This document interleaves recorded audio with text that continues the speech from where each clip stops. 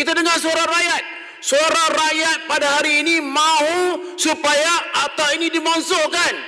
Tepuk tanganlah bangka ni PH. Bagus, terima kasih. Kita mansuhkan terus supaya rakyat boleh menunjukkan rasa nubari asmaramah mereka dengan cara bebas, dengan tidak ada ikatan. Kenapa sebelum ini dunia ini kita kena ingat berdasarkan kepada keadaan. Dulu masa zarurat ada komunis, ada 13 Mei, kita perkenalkan akta keselamatan dalam negeri sebab masa itu banyak orang-orang nakal, bersifat komunis dan sebagainya, jahat. Jadi kita buat akta. Kemudian kita buat akta yang berikutnya berdasarkan kepada keadaan.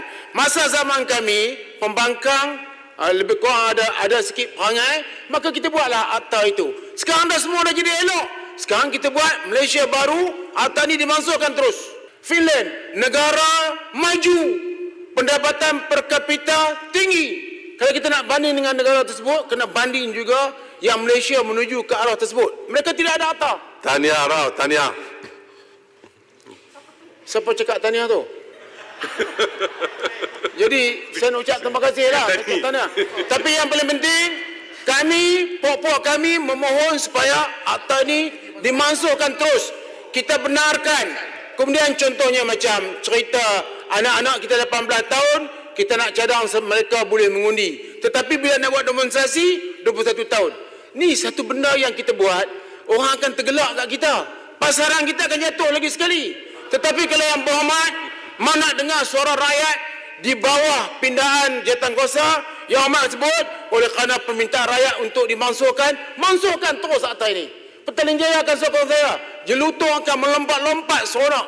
Lawyer-lawyer tak berseronok lah sebab tidak ada. Tapi lawyer-lawyer bagus sebab banyak kes yang boleh didakwa, mereka akan dapat bisnes dengan lebih bagus. Jadi kita mencadangkan supaya akta ini dimansuhkan terus untuk memberi ruang kepada rakyat untuk menyatakan perasaan mereka. Sebab game PH ni walaupun pemerintah, tapi hati mereka macam pembangkang lagi. Kami ni pembangkang tapi duk rasa macam pemerintah. Itu silap. Itu sebab saya dah sebut kita Barisan Nasional, kita PAS. Saya terlupa bahawa kami dah pembangkang sekarang. Dan saya tak pernah termimpilah hidup saya nak duduk tempat ni. Saya kata mampu tak duduk. Tengok-tengok mari kat tempat ni. Sebab apa? Dia orang kata kenapa tak ikut Tan Sri awal-awal? Wallah, tak lupakan ya. Sekarang ni mari tajuk dia balik. Bahawa demi Malaysia baru, demi untuk memastikan rakyat Malaysia diberi hak yang sewajarnya, marilah kita pembangkang pula. Marilah PH dan kami semua beramai-ramai pohon Tan Sri mansuhkan akta ini. Saya tahu dalam manifesto PH, tapi saya rasa ni PH pun tak tahu. Kita ada 6 akta untuk kita mansuhkan. Akta ini dimansuhkan terus. Jadi dengan itulah Pakatan Harapan, itulah Malaysia baru. Kalau tidak, kalau kita hanya pindah, itu memang ikut cara kami lah. Tunjukkan keberanian yang luar biasa bahawa kita mampu untuk bawa perubahan. Perubahan bukan pindah nama, tapi hak kami juga. Dulu kami punya klinik satu Malaysia ubah nama, tapi tak buat perubahan.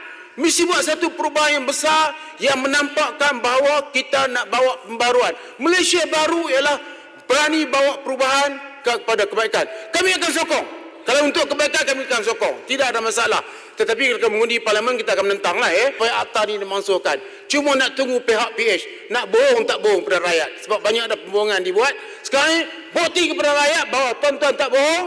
Kalau tuan-tuan semua setuju untuk mansuhkan akta ini, pasaran saham sekejap lagi akan melambung naik sampai 10 poin. Tetapi kalau cakap kata nak pindah, pasaran saham jatuh, kami dah terbakar jari Tan Sri.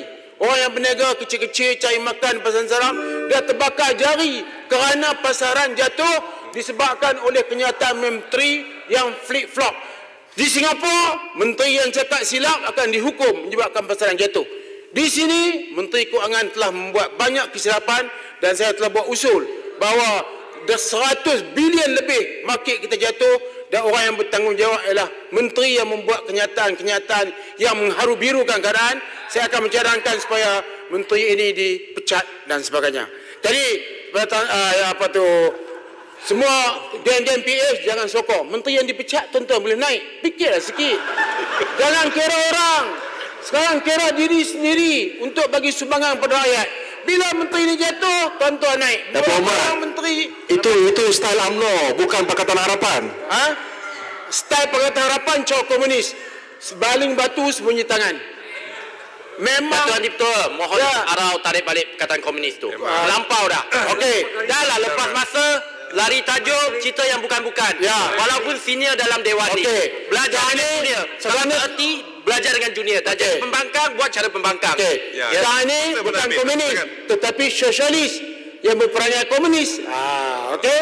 Sekarang ni sebenarnya sedang berlaku pergaduhan PKR sama PKR. Tadi buat demonstrasi. Suruh Azmin berhenti. Kami mau Azmin tak berhenti. Memang dah lari tajuk. Silakan.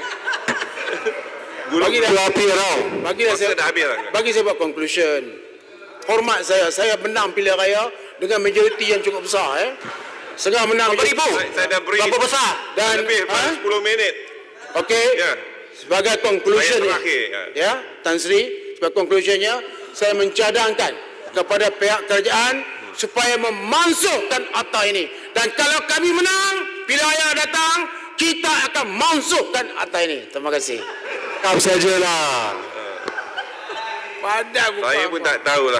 Banyak sangat perkataan komunis dalam gitu begini. Tapi tak mengapalah. Terima kasih. Kita boleh buat select komiti bincang tajuk ni. Kalau tidak, sila duduk. Lepas ni kita tengok pasaran saham. Lonjak atau menurun.